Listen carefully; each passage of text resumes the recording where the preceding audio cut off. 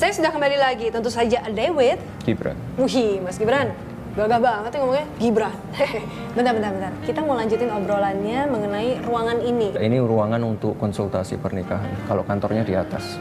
Nah, kantornya itu di atas. Ini ruangan konsultasi. Kalau biasanya kita konsultasi ke dokter, pernikahan tuh ternyata juga butuh konsultasi. Sebentar.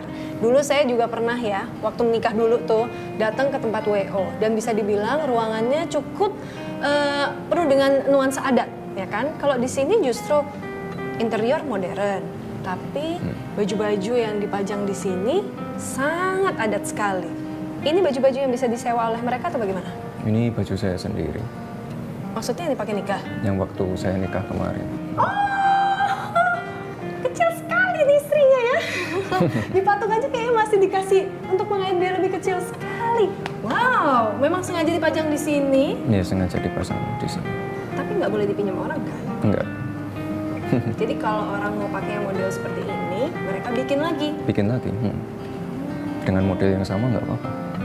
Dengan model yang sama nggak apa-apa, ukuran beda dan punya barang pribadi nggak boleh dipakai, ya kan? Nggak ada yang muat. Masa sih? Iya. Ada kali, Nggak. nggak kecil-kecil banget badannya, Mas. Bentar ya, ini kalau kita lihat lagi nih, kursinya sangat modern. Ini namanya apa sih yang kayak gini, artistik apa ini sebutannya? Ya, vintage. Vintage. Nah, kenapa sih menggabungkan antara vintage collection, adat, dan juga modern look? Kalau kita sih tiap tahun mengubah konsep kantornya sih. Jadi biar orang nggak bosen. Kan orang kan yang datang itu lagi, nggak, bukan orang yang sama dong yang datang. Pengantinnya pasti baru. Memang sengaja? Ya, sengaja sih.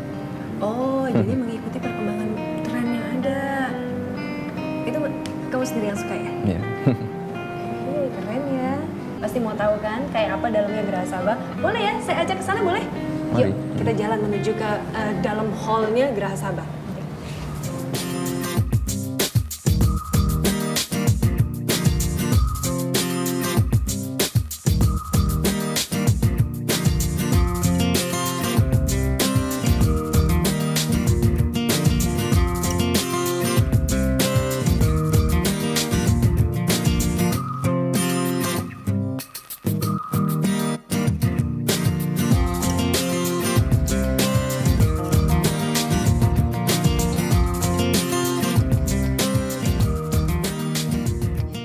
Tadi udah lihat kan ya sekilas bahwa gedung ini memang, ya iyalah saya sih nggak kaget kalau ngelihat sebesar ini, ya kalau sampai tamunya bisa sampai 6.000.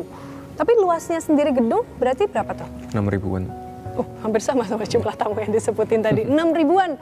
Nah biasanya kalau banyak yang konsultasi gitu ya sama Mas Gibran, saya tuh mau nikah, ini nih, pasti pengantinnya maunya A, orang tuanya maunya B, nanti calon mertuanya maunya C gitu kan ya, menyatukan visi misi. Udah biasa kan? Udah biasa. Waktu nikah dulu gimana tuh? Nggak ada buntunya juga? Nggak ada rasanya, duh saya mau ngapain lagi ya untuk menyatukan pendapat antara saya, calon mertua, bahkan orang tua sendiri? Enggak sih, dulu tinggal jalan aja sih. Enak ya, tinggal jalan aja ya, iyalah udah punya semuanya kan bisa dibilang gitu. Terus berarti tinggal ngatur, saya maunya ini, tinggal dijalanin. Iya, tinggal bikin tim aja, saya duduk di situ. Tapi waktu ijab kabul pasti ada deg-degannya dong. Lumayan. Deg-degnya kayak apa sih? Sampai semalam sebelum hari H gitu atau gimana? Ya enggak sih, kan ada contekannya. Jadi yang penting jangan sampai salah nama, jangan sampai salah nama orang tua juga. Terus bacanya satu nafas. Satu nafas. Dulu berarti nikahnya di sini bukan sih Mas? Iya, di sini. Di sini juga. Akadnya? Akadnya di sini juga. Di depan? Di depan. Ruangan akad itu di depan, di sini menikahnya, terus ada pesta rakyat juga waktu itu. Nah, ketemu sama Mbak Selvi pertama kali, apa sih yang bikin jatuh cinta gitu pertama kali? Nggak tahu. Saya nggak mau jawaban nggak tahu, pasti tahu. Masa nggak tahu? Cantik udah pasti. Karakternya apakah kalem juga atau justru yang bisa membawa Mas Gibran menjadi ke arah yang lebih baik atau justru sama aja sih. Harusnya ada Mbak Selvi nih di sini nih, bisa kita korek. Ngidamnya mungkin rewel nggak? Nggak juga sih. Saya harus nanya apa lagi dong kalau kayak gini? Bentar, ini pasti bisa dijawab. Dulu cara ngelamarnya gimana? Ya biasa aja. Coba. Ngomong ke orang tuanya. Langsung? Iya. Nggak ke anaknya dulu? Ya anaknya terus orang tuanya. Nah, waktu ke anaknya ngomongnya gimana? selfie nikah yuk, masa lagi enggak lah, atau mungkin jangan-jangan nggak ngomong langsung, pakai teknologi gitu karena takut ngomong langsung, bisa jadi. Enggak, ngomong langsung. Karakternya romantis nggak? Nggak tahu. Libra kan?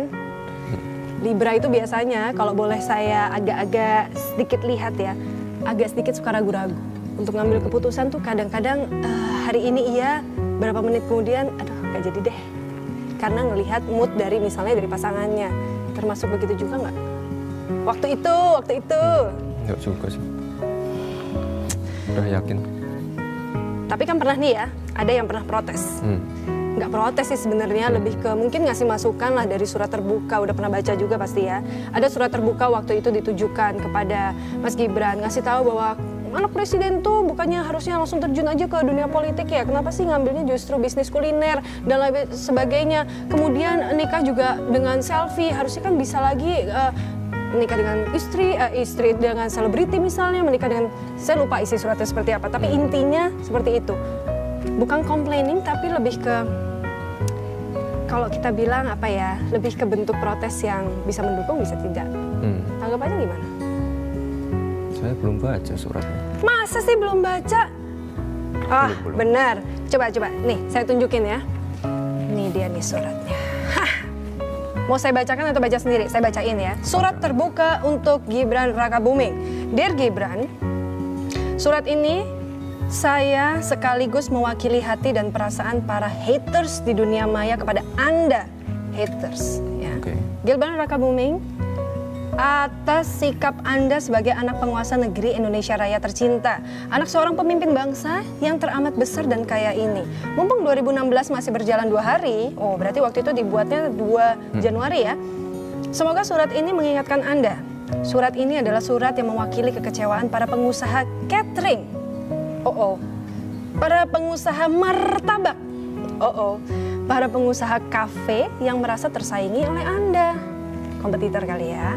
Terus, Anda kan anak presiden, seharusnya Anda lebih cocok ada di deretan pemegang saham BUMN, deretan pemegang saham beberapa merek ya ini disebutkan. Kemudian berkolaborasi dengan pengusaha Singapura. Atau tentunya duduk bersama dengan para emir kerajaan Arab untuk membahas proyek bla bla bla and bla bla bla. Dengan saham terbesar adalah terah keluarga Anda. Seharusnya Anda juga ada di Dubai dan juga London dan bla bla bla bla bla bla dan bla bla bla. Tapi Anda dan istri seharusnya juga duduk happy-happy dengan Mr. Rizak bla bla bla. Saya nggak sebutin ya. Ketawa ketiwi, minum apa minum itu, dan ujung-ujungnya membuat perusahaan tandingan dari sebuah perusahaan yang sudah besar sekarang ini. Ngapain coba Anda mikirin kombinasi rasa untuk martabak? Mulai dari rasa marshmallow, Nutella, choco chips. Nggak level, kami kecewa. Saya kecewa karena Anda ternyata tidak tertarik di bidang politik. Ini kesalahan terbesar Anda sebagai anak presiden. Tuh. Kemudian, saya baca lagi ya. Surat ini tentunya juga mewakili kekecewaan para jombloan warga Solo. Bagaimana tidak, Anda meregut harapan jombloan seantara Solo untuk memiliki resolusi 2016. Aku tidak akan jomblo lagi, selfie, tunggulah masmu ini. Bagus. Berarti bisa dibilang jawabannya bagus lah. Oke. Sekarang resolusi itu harus mereka kubur dalam-dalam dengan air mata. Tuh, gimana tuh kalau lihat kayak ini? Nih, ada juga nih ya. Apa sih sulitnya anak presiden seperti Anda untuk mendapatkan gadis secantik Mariana Renata, Nabila Syakib, Dian Sastro, lain yang disebutin dan nikah semua yang nggak mungkin lah disebut, ya? Tapi gimana kalau kita lihat bentuk haters yang seperti ini? Ini kayaknya bukan haters deh. Kalau menurut saya sih bukan haters ya.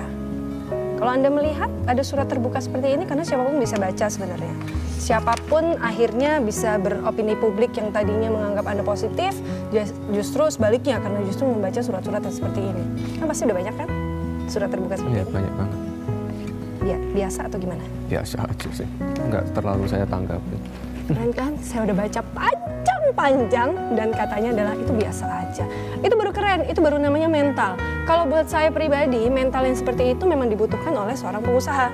Ya, akan ada banyak yang suka, ada banyak juga yang nggak suka, bahkan mungkin cara mereka ada yang nggak enak ya. Sebagai kompetitor, menjatuhkan perusahaan Anda mungkin dengan cara-cara yang negatif. Itu bisa jadi terjadi ya. bisa aja. Coba kalau sekarang saya pengen lihat, ini tadi udah lihat Geraha Sabah. Sekarang saya pengen lihat cateringnya sendiri. Boleh nggak? Boleh, boleh. Dekat nggak dari sini? Dekat banget. Deket banget? Yaudah kalau gitu jangan kemana-mana ya. Tetap bersama kami tentu saja Dewit. Gibran. Ya.